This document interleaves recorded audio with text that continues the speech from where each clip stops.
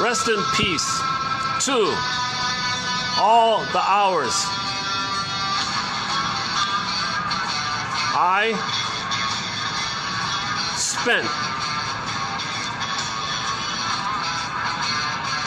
explaining myself, justifying myself, rationalizing to myself, lying to myself.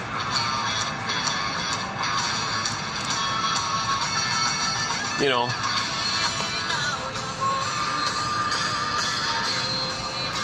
So this is kind of like, you know, the mother says to the baby, "Baby, you didn't soothe me." "I'm sorry, mother, what should I do? I tried." You know, explaining yourself. Well, why should a baby have to apologize for not fixing his mother? Mother, but baby, you gotta mother me. I can't mother you.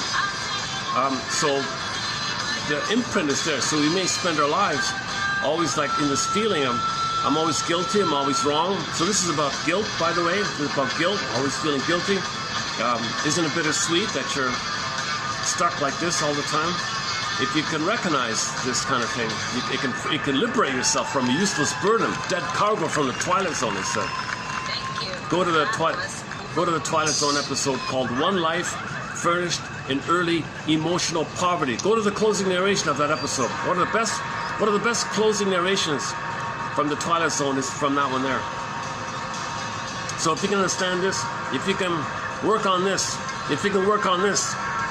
it can free you of the useless burden from the unconscious. The ghost can be laid to rest. But you gotta understand, you gotta understand why your mother was impaired. Why did you do what you did? You gotta see her as a human being, not only as a mother. See her as a wounded woman. See your mother as maybe a little girl, wherever she was from, plundered. Her place was plundered, her village was plundered or something.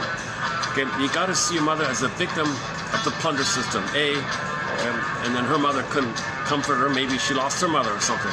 So if the mother's traumatized, she's not in a place to love. She had to sacrifice her feeling self, freeze up her feeling self, and go to the survival brain. Just thinks about survival.